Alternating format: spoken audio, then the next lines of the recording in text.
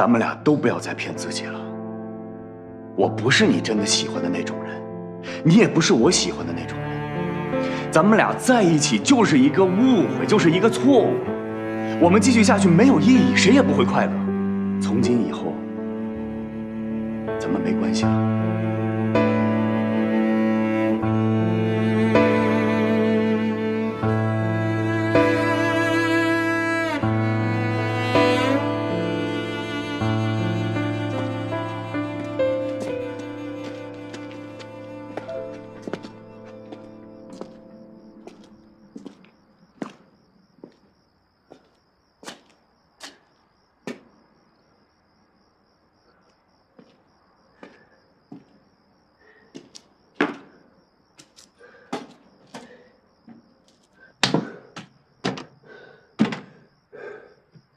纳兰，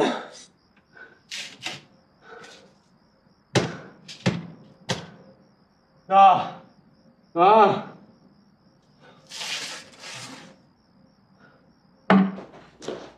来啦！纳兰，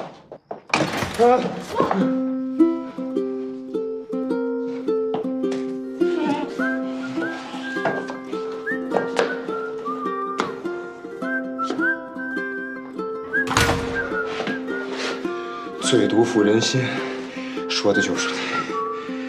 你倒挺厉害啊，还能自己走回来。你就不怕狼把我吃了呀？我怕你把狼吃了。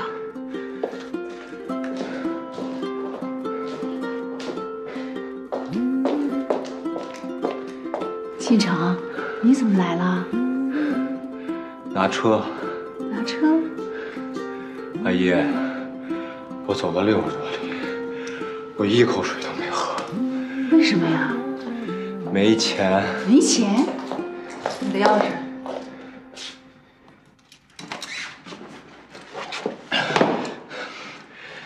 走了，阿姨。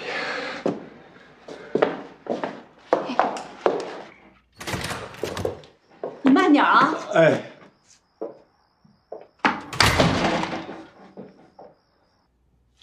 哎，宝贝，怎么回事啊？哦，没事儿，他就是想锻炼一下。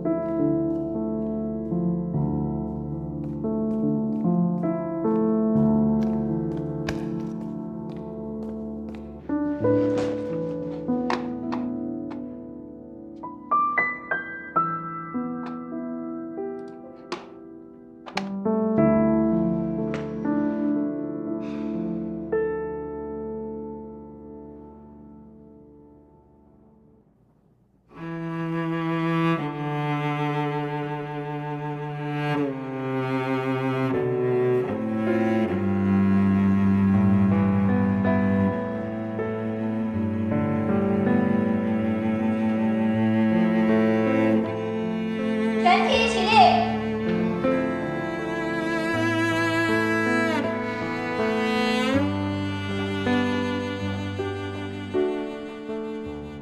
请坐。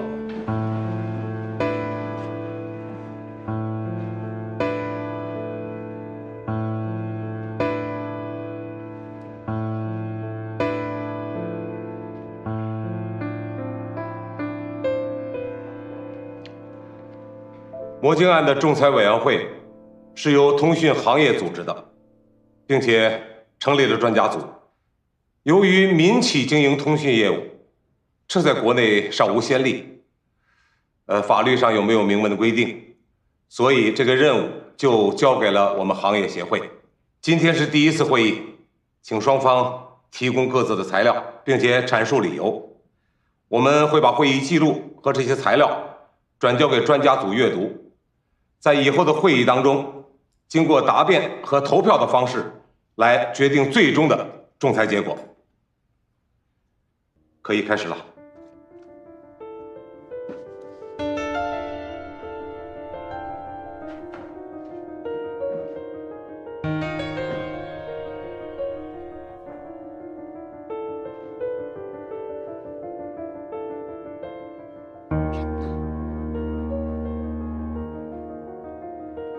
我申请向仲裁委员会表明我们运营商的立场。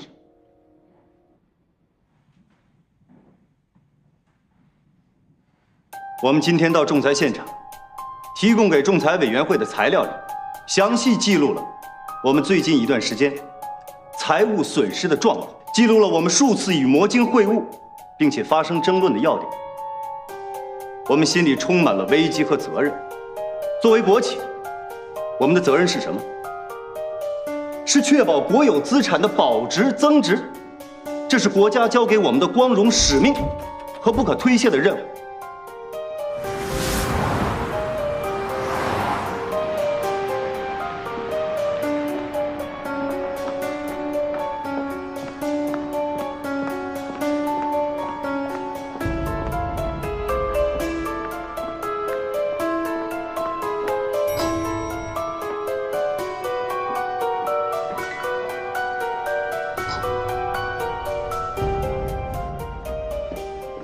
郭新年，你在干什么呢你？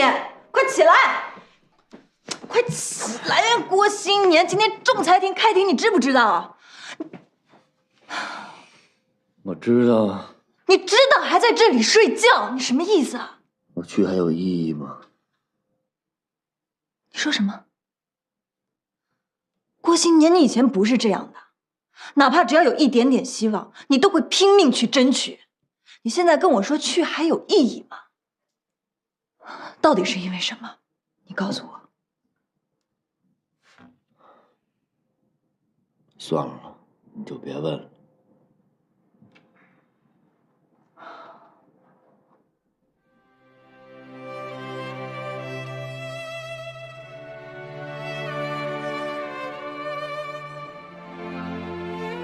是因为卢卡。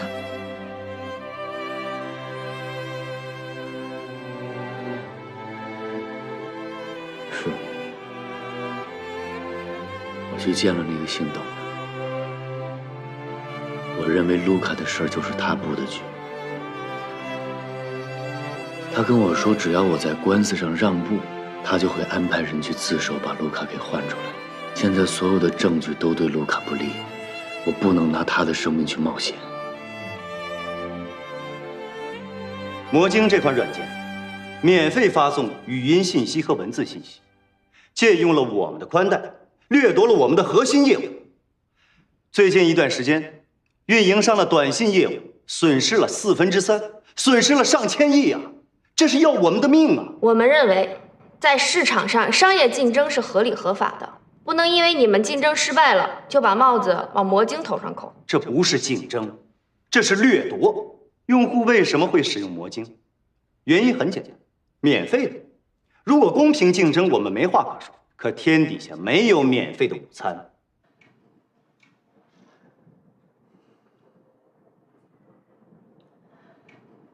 你是说你不去参加仲裁，是为了救卢卡做的交易？是，我必须救他。你动点脑子，你要相信法律，相信警察会破案的。什么时候能破案呢？他现在就在里面受苦呢。你先别管受不受苦的事儿，有一天警察会查出卢卡是无罪的，他放出来的时候，罪也受了，魔晶也没了，他会恨你。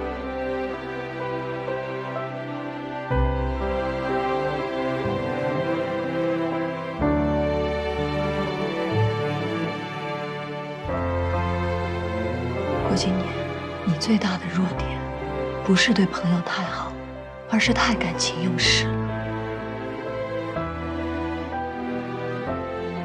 为了毁掉魔晶，那个姓董的，还有金振邦，他们什么事儿都干得出来，就是为了逼你就范。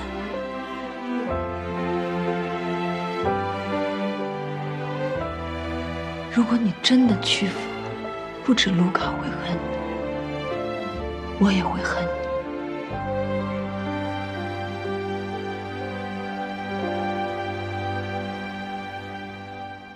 魔晶为什么可以免费？是因为运营商每年花费几千亿的资金，铺设光纤、建设基站和交换机，打电话交钱，发短信付费，就跟买东西交钱是一样的，天经地义，怎么会变成免费呢？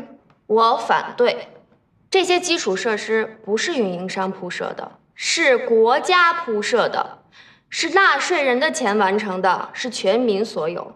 魔晶当然可以用，更何况魔晶租赁宽带、租赁服务器也不是免费的。我们提供的材料里包含了魔晶在软件建设和开发过程中所有的费用明细。设想一下，如果大家都不付短信费和话费，那谁来铺设和维护网络？这不是互联网生存的方式，这是寄生虫生存的模式，吸取别人的营养来养肥自己。作为运营商，我阐述我们的态度，绝不允许这种事情发生，绝不允许明目张胆的盗窃行为。我们必须共同维护通讯行业的秩序，这是我们的职责。我提醒申请人，今天的仲裁是企业之间相互表明自己的态度，不要乱扣帽子。我不是危言耸听。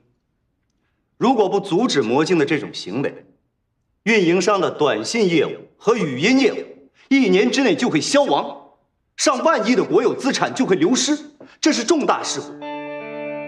而且，通讯业务关乎国计民生，涉及信息安全，必须要有国家牌照。请问，魔晶有吗？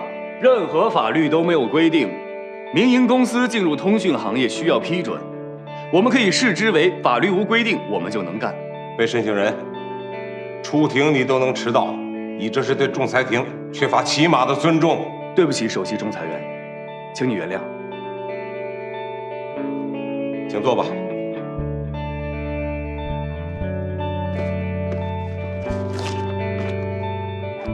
这是我收集的一份材料。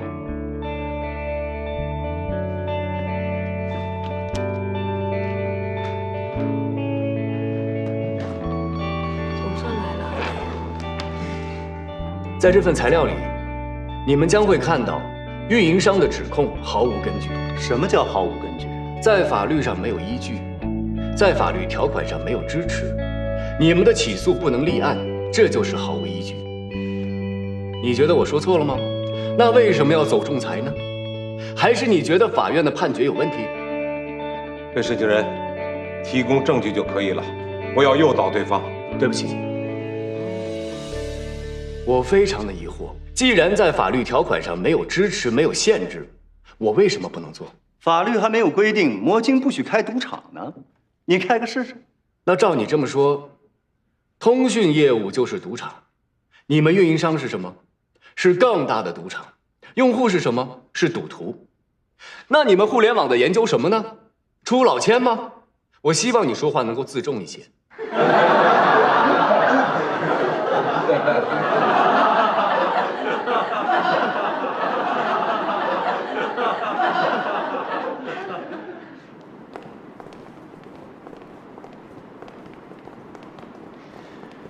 赌场，这个比喻我喜欢。郭总，您可真行！我打这么多官司，开庭了当事人没到，您是第一个。王律师，我保证这是最后一次。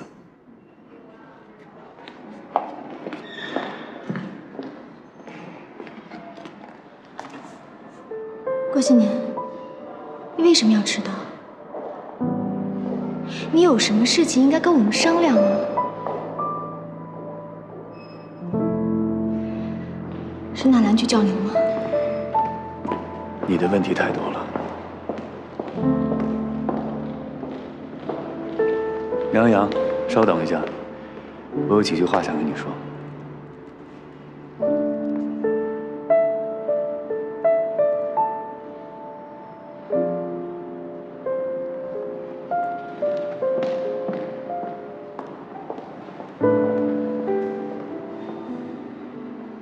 不好意思，我恐怕要食言了。卢卡得救，魔晶我也得要。是啊，魔晶要是没了，卢卡出来也不能干呀。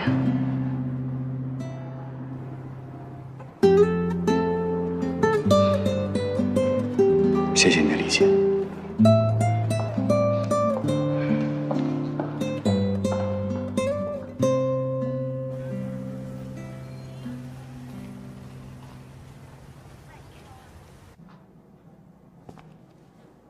你说的，魔晶会主动投降认输，也没兑现呢。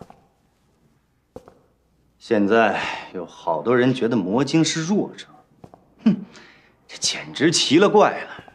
违法的事情还有人支持，专家团的倾向对我们很不利呀。老爷子，你不能再袖手旁观了，你得亲自出手啊！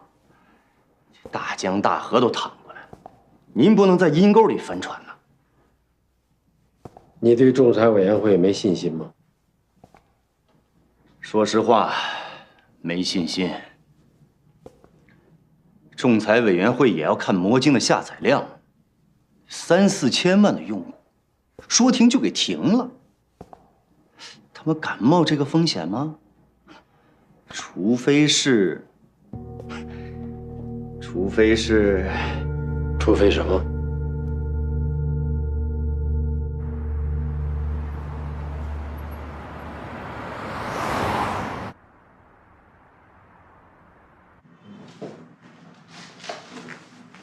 郭云总，您好。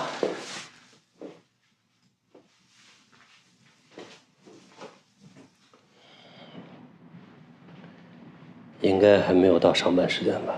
我打听过您的作息，钱是不睡觉的。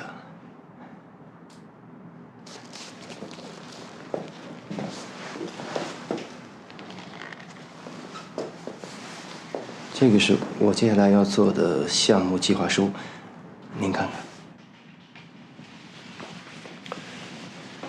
你们研发中心的项目，应该由金城直接递给我就好了。我希望您能够看到，金大少爷是不会给您看的。为什么？因为他蠢。你这么看待你的上司？您不这么看他吗？网络电话，你认为推行得下去吗？这可是个惹麻烦的事儿。惹麻烦，是因为他触碰了别人的利益，很大的利益。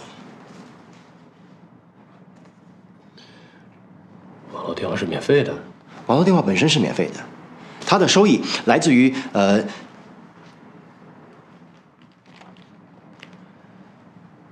按说，我作为投资人，不应该直接插手研发中心的项目。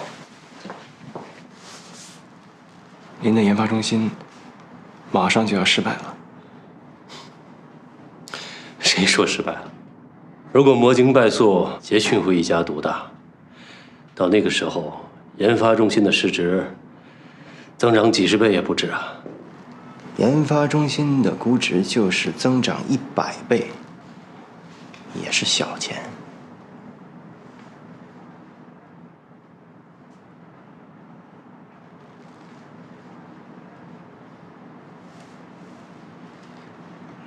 您不感兴趣吗？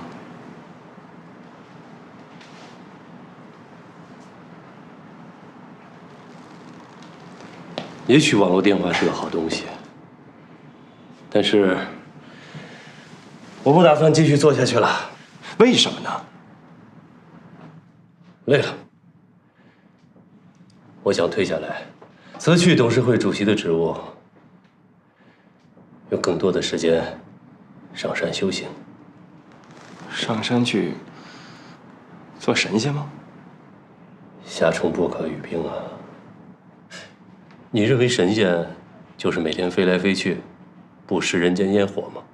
错了，神仙就是此时此刻身心舒泰，放下一切，天人合一。兄弟，我要金盆洗手了。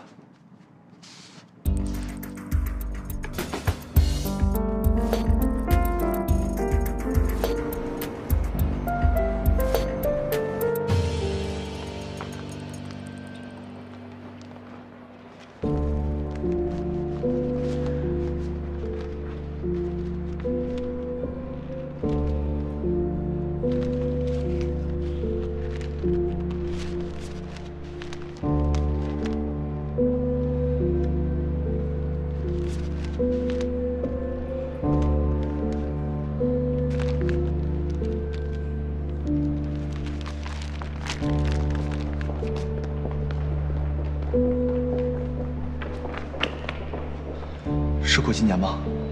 我是。不好意思，刚才是我给你打电话，我是庄小蝶的未婚夫，我叫孙晓峰。你好。你好。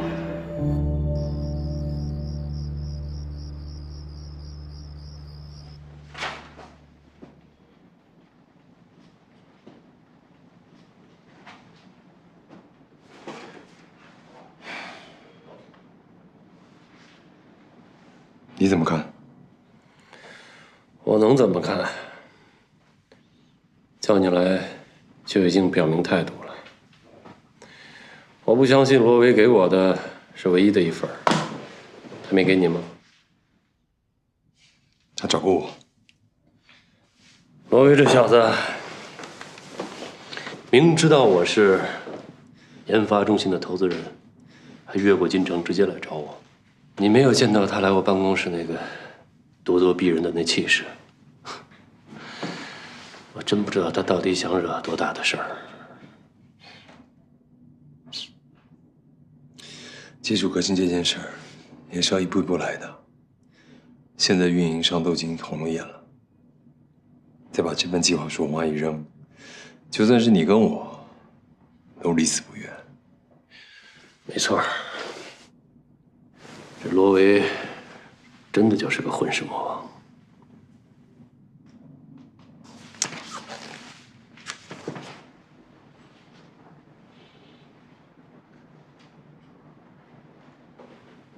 动心了？你放心，我不做电子通讯，你不用担心我抢你的行。我只是觉得这玩意儿跟魔晶是一路货色。都是核导弹级的。目前魔晶让短信业务滑坡，运营商损失惨重。如果网络电话再上来，我觉得会造成整个通讯业的雪崩。哼，革命又不是请客吃饭。当然不是了。当时电子商务刚火起来的时候，那么多家的实体店倒闭，我每天也是活在火山口上。我们这些做技术的，总认为革新是好事儿，可有时候真的未必。乔布斯乔大爷不就说过吗？他觉得技术革新就像潘多拉的盒子，进步的越快，人类离灭亡也就越近。说的也没错。自从有了智能手机跟 iPad 之后，我的近视就越来越深了。迟早有一天要瞎啊。哼。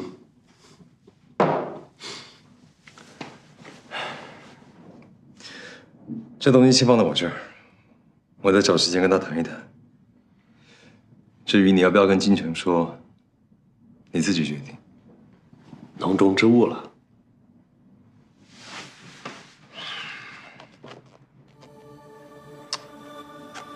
时候未到，我会跟金城说的。其实罗维来之前就知道结果，这小子是在逼宫。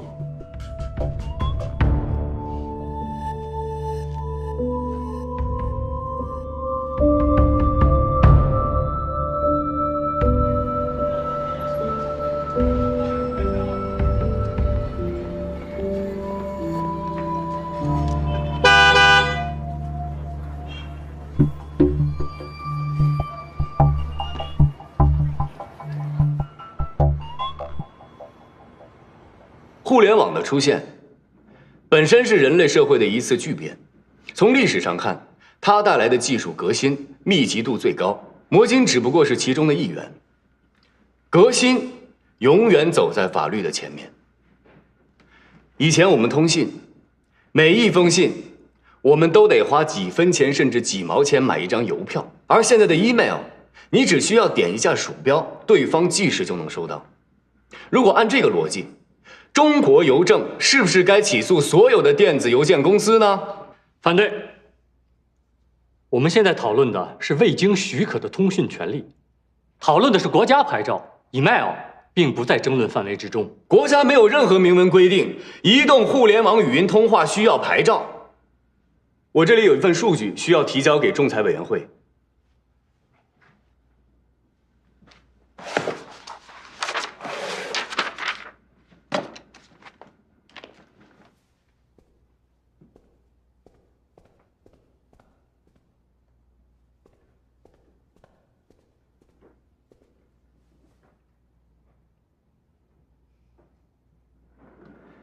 这是自中国互联网发展以来，医疗、教育、公共交通、旅游、邮政5个行业所产生的互联网应用以及完成的利润。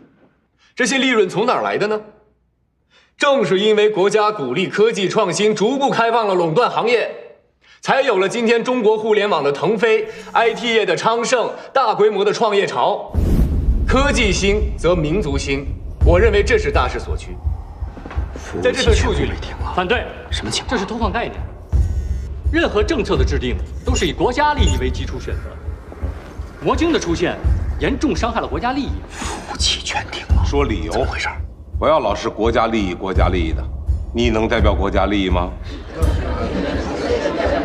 我们谈论的也是国家利益啊。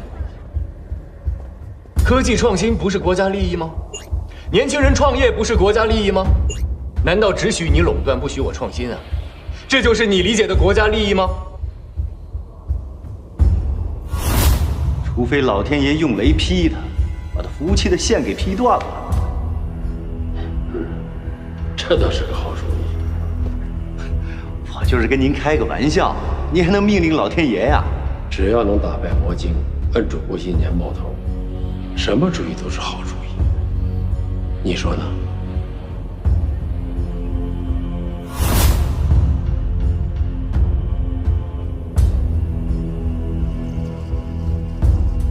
你接着打，谁负责给谁打。这到底是怎么回事？为什么要把服务器停了？维修？什么时候通知的？你停个电梯，是不是也该贴张条，事先告知一下？好好的维修什么？我们租了那么多台服务器，同时维修，有这样的事儿吗？这不是滑天下之大稽吗？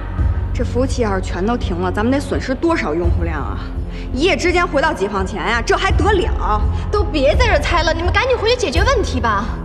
我等过新年。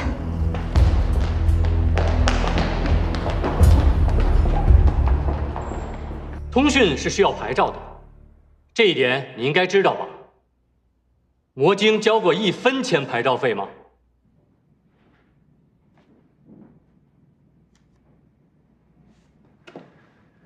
牌照费啊，第一，互联网语音通讯是否需要牌照，法律上还没有明文的规定。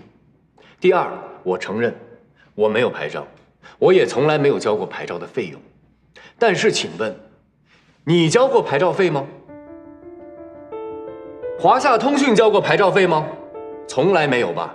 东方网通交过牌照费吗？也是从来没有吧。欧洲3G 频谱的运营牌照费，人均价格在219欧元。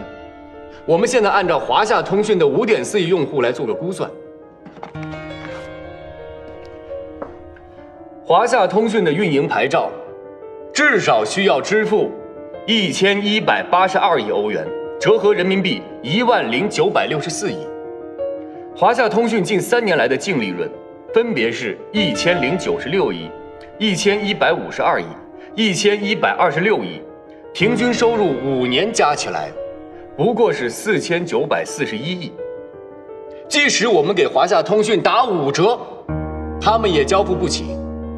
你们这么大的企业都交付不起牌照费，为什么要求我一个小小的软件来交牌照费呢？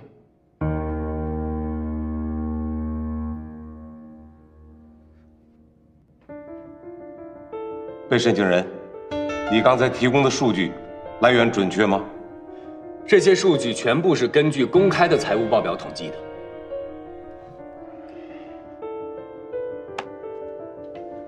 各位，我来到这里是寻求公正的。我不相信有任何的力量可以阻止科技的创新。我等待公平的裁决。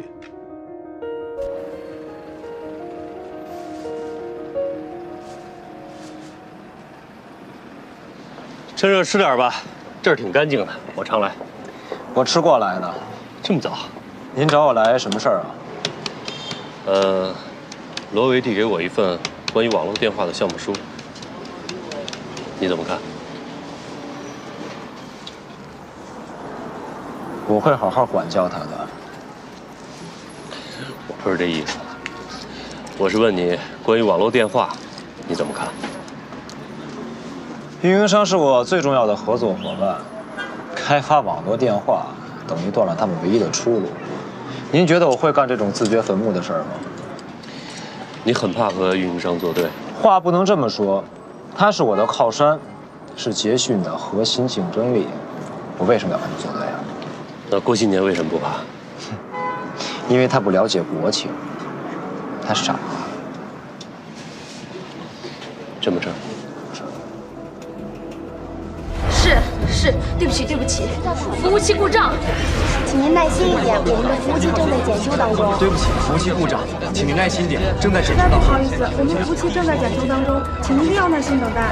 为什么要停服务器？能告诉我具体原因吗？你帮我从侧面打听一下，不可能出现服务器一下子全停了，这到底是怎么回事？真的是故障吗？我不信。前台通话记录，按照合同。运营商在事先没有通知的情况下就随便停我们的服务器，我们有权利投诉，我们可以索赔。人家通知了，40分钟之前电话就打到前台了，说是服务器紧急检修，什么人打的不知道，但他们说有和前台的通话录音。他们就是算计好的，知道我们这个时候在法庭上跟前台含糊一句马上就干，运营商以检修为借口，这样在法律程序上一点问题都没有。这就是无耻的偷袭！那还起诉我们干什么呀？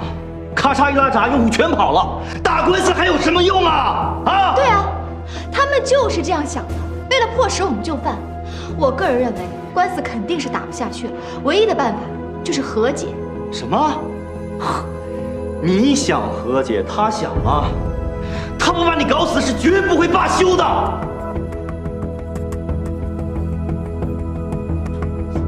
郭新年，如果你愿意的话，我可以说服洛菲斯，让他们出面做调解工作。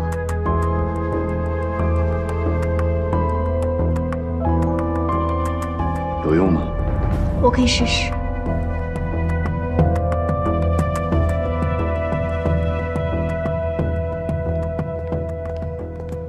金总，下班了，回家吧。哎，金总，这还没有到下班的时间。我说下班了，回家了。明白了，下班了，下班，豆豆。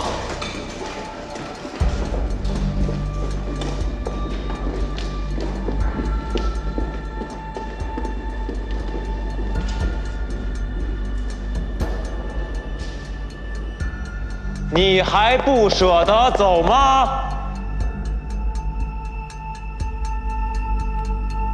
走。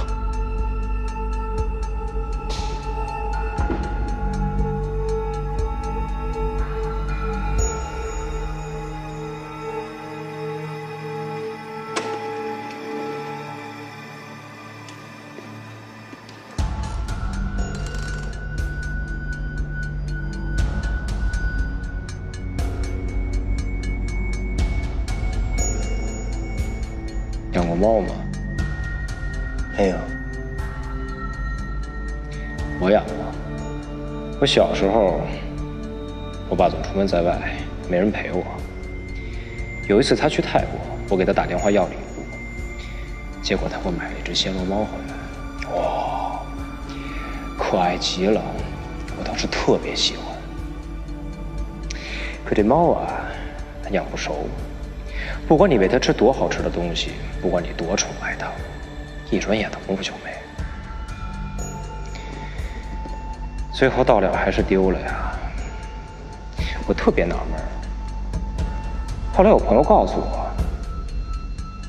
说唯独有一种畜生，他养的不少。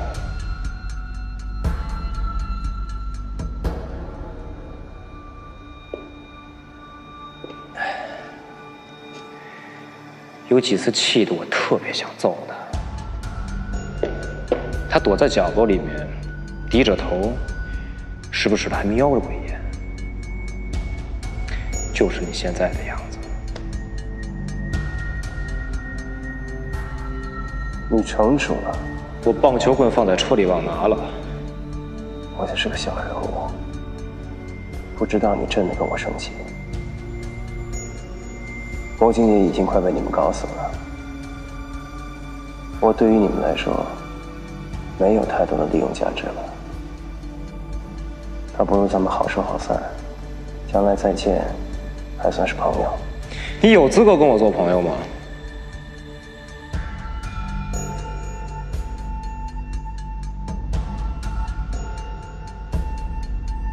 你说没有就没有吧。你把东西给了沃云生，出我的丑，让他觉得我连研发中心都控制不了。你觉得我能轻轻松松的放你走吗？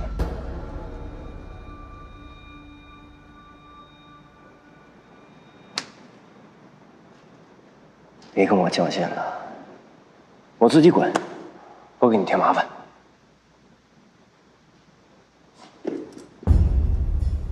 我告诉你啊，我把魔镜的服务器全都给停了，他坚持不到官司打完就得认输。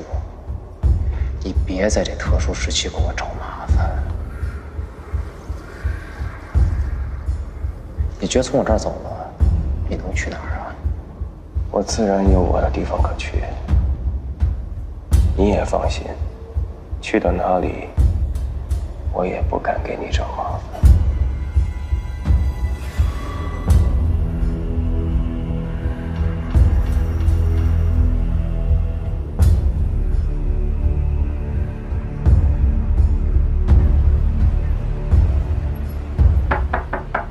进来。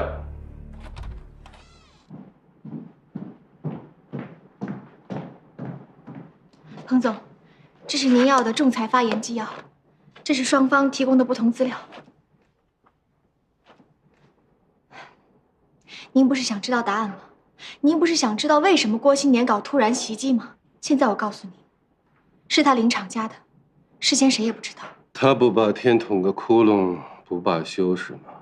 窟窿已经捅了，报应来了。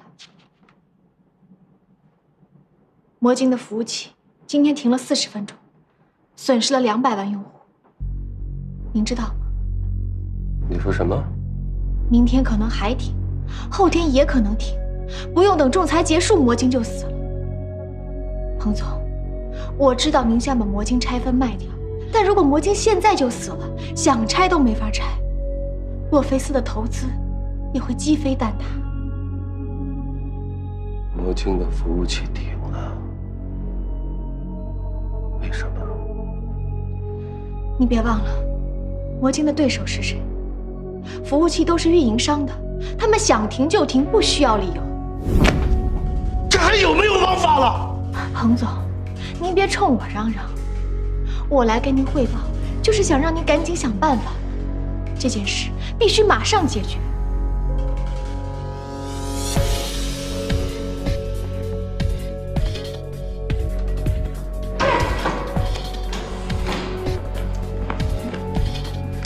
走，我电脑包还在楼上呢。不要，去哪儿啊？离这里越远越好。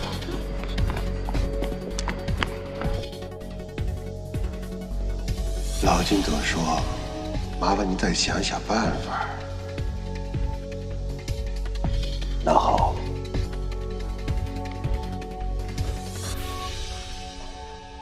服务器停了40分钟，魔晶的用户掉了200多万，已经炸锅了。我让他再停一次，他说他不干。怎么说？他说，停一次的话呢，可以说成是故障、检修。假如再停一次的话呢，他把事情闹大，担不起这个责任，找不着合适的借口。老虎吃还需要找借口？我饿了，我就得吃。老爷，这话我不好意思说呀。我发现他们的江湖好像和我们的规矩不太一样。这损失200多万呐，差的太多，远远不够。若海，这不是走江湖，这叫生意。江湖人从来不找借口的。那我们就谈生意，把杰讯的股份拿出一部分，放在国外的离岸公司里，写在何龙生孩子、家人、亲戚随便谁的名下。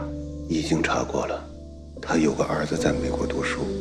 啊，这就更好了，把股份直接送到孩子手里。杰讯活得好，他就活得好。把这话直接告诉何龙生。记住，先把这事办了，再跟他谈，不要让他悬。我懂。还有，我注意到魔镜的高峰期是在晚饭前，我希望在晚饭前再停一次，时间要再长一点，效果会更好。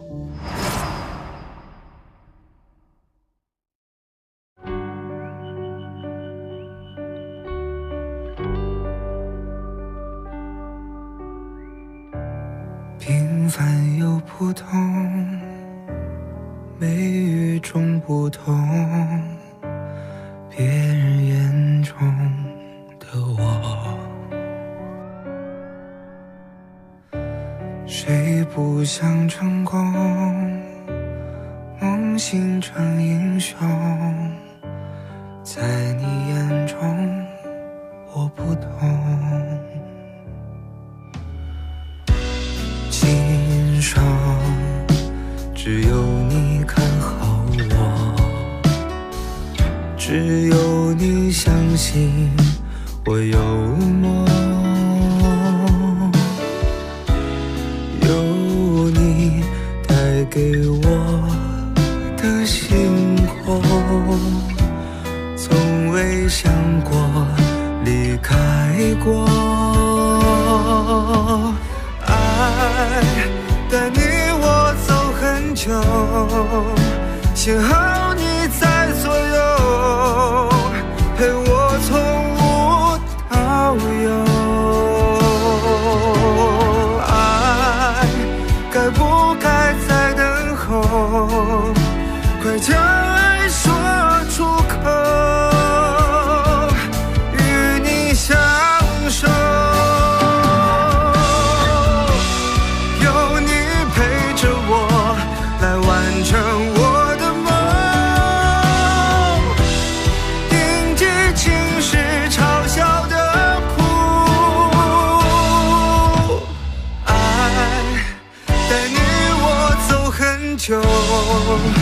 幸好你